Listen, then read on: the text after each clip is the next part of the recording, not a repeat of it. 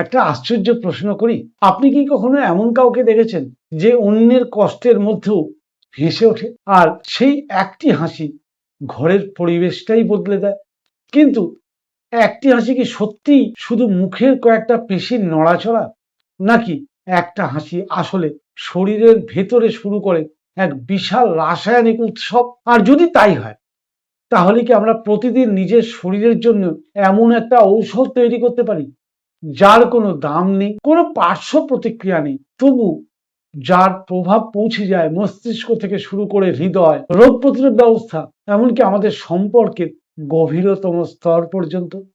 আজ আমরা জানবো হাসির অদৃশ্য বিজ্ঞান। মজার বিষয় হলো, আপনি যখন সত্যিকারের হাসেন, আপনার শরীর শুধু মুখে একটা অভিব্যক্তি দেখে না। আপনার শরীর শুধু মুখে একটা অভিব্যক্তি দেখে না, মস্তিষ্ক বুঝতে শুরু করে সম্ভবত আমি নিরাপদে আছি। এই নিরাপত্তার অনুভূতি স্নায়ুতন্ত্রকে প্রভাবিত করে। অনেক ক্ষেত্রে হৃদস্পন্দন ধীর হয়ে আসে, পেশির টান কিছুটা কমে যায়, আর মানসিক চাপ সামলানো খুব সহজ হয়। এই কারণেই একটা আন্তরিক হাসি শুধু সামাজিক আচরণ নয়, এটি জীবন বিজ্ঞানেরও একটা ভাষা। যখন আপনি প্রাণ খুলে হাসেন, মস্তিষ্কে বিভিন্ন রাসায়নিক পরিবর্তন শুরু হয়। এন্ডোরফিন, যা শরীরকে স্বাভাবিক ব্যথা কমাতে সাহায্য করে। ডোপামিন, যা আনন্দ অনুভূতির সঙ্গে সম্পর্কিত। অক্সিটোসিন, যা মানুষের প্রতি বিশ্বাস ও সংযোগের অনুভূতিকে শক্তিশালী করতে পারে। একটি বিষয় মনে রাখা জরুরি, এই রাসায়নিকগুলো কোনো জাদু নয়, এগুলো মানুষের স্বাভাবিক জীববিজ্ঞানের অংশ। তবে হাসি একমাত্র উপায় নয়, বরং বহু প্রাকৃতিক অভিজ্ঞতার একটি অংশ যা এই ব্যবস্থাকে সক্রিয় করতে সাহায্য করতে পারে। গবেষণায় দেখা গেছে, একটি ছোট শিশু দিনে বহুবার হাসতে পারে, কিন্তু অনেক প্রাপ্তবয়স্ক মানুষ পুরো দিনেও একবার প্রাণ খুলে হাসেন না। কেন? কারণ শিশুরা বর্তমান মুহূর্তে বাঁচে, আর আমরা অতীতের অনুশোচনা আর ভবিষ্যতের দুশ্চিন্তার মধ্যে আটকে থাকি। ফলে হাসার ক্ষমতা হারাই না, হাসার কারণগুলো হারিয়ে ফেলি। এখানে একটা কৌতূহলজনক বিষয় আছে। কিছু গবেষণায় দেখা গেছে, মুখের হাসির ভঙ্গি ধরে রাখলেও মনের উপর সামান্য ইতিবাচক প্রভাব পড়তে পারে। তবে এই প্রভাব সাধারণত সীমিত হয়। সত্যিকারের আনন্দ, সত্যিকারের সংযোগ এবং আন্তরিক হাসির প্রভাব অনেক বেশি গভীর। তাই শুধু ঠোঁটে নয়, হাসি জন্মাতে হবে জীবনযাপনের ভেতর থেকে।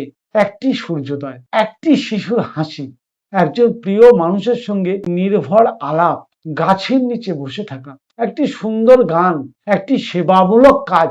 প্রকৃতি বারবার আমাদের এমন অভিজ্ঞতা দেয় যেখানে আনন্দ কিনতে হয় না, শুধু উপস্থিত থাকতে হয়। সম্ভবত আমরা আনন্দের উৎস থেকে দূরে সরে গিয়ে আনন্দের বিকল্প খুঁজতে ব্যস্ত হয়ে পড়েছি। গত 2 পর্বে আমরা শিখেছি কান্না শরীরে একটা প্রাকৃতিক পুনরুদ্ধারের ভাষা। আজ আমরা কি জানলাম? আজ জানলাম হাসি শরীরের নিরাপত্তার ভাষা। দুটোই প্রয়োজন, দুটোই মানবিক, দুটোই আমাদের জীববিজ্ঞানের অংশ। তাই জীবনের লক্ষ্য এমন হওয়া উচিত নয় যেখানে কখনো কান্না থাকবে না, বরং এমন একটি জীবন যেখানে কান্না থাকবে, হাসিও থাকবে, কিন্তু কোনোটাই দীর্ঘদিনের অবহেলার ফল হবে না। কারণ শরীর প্রতিদিন একটা প্রশ্ন করে, তুমি কি নিরাপদ? আপনার প্রতিটি অভ্যাস, প্রতিটি শ্বাস, প্রতিটি সম্পর্ক এবং প্রতিটি হাসি সেই প্রশ্নেরই উত্তর দেয়। পরের পর্বে আমরা জানব ভয় পেলে হাত পা কেন ঠান্ডা হয়ে যায়, শরীরের জরুরি প্রতিরক্ষা ব্যবস্থার অজানা বিজ্ঞান। তাহলে আজকে এই হাসির রহস্য জেনে কেমন লাগলো কমেন্ট করে লিখে জানাবেন। আর যারা নতুন দেখলেন, অনুরোধ করব তারা স্বাস্থ্য সমৃদ্ধি চ্যানেলটা মনে করলে সাবস্ক্রাইব করে রাখতে পারেন, কারণ স্বাস্থ্য সমৃদ্ধি চ্যানেলে সুস্থ থাকার আজব আজব প্রকৃতির রহস্য নিয়ে আলোচনা করা হয়। রোগের আলোচনা নয়, রোগ নয়, রোগের কারণ নিয়ে আলোচনা করা হয়। যারা এই রোগের কারণ জানতে চান, সেই কারণগুলোর মধ্যে হাসি, কান্না, ভয় আমাদের শরীরে কিভাবে প্রভাব ফেলে, এটা নিয়ে তো কেউ আলোচনা করে না। আমার মনে হয়েছে আপনাদের সঙ্গে শরীরের গোপন ভাষা নামে একটা ধারাবাহিক পর্ব চালাই। তা আজ আপনারা দেখলেন তৃতীয় পর্ব। চতুর্থ পর্বে অবশ্যই নিয়ে আসবো আমি ভয় পেলে কেন হাত পা ঠান্ডা হয়ে যায়।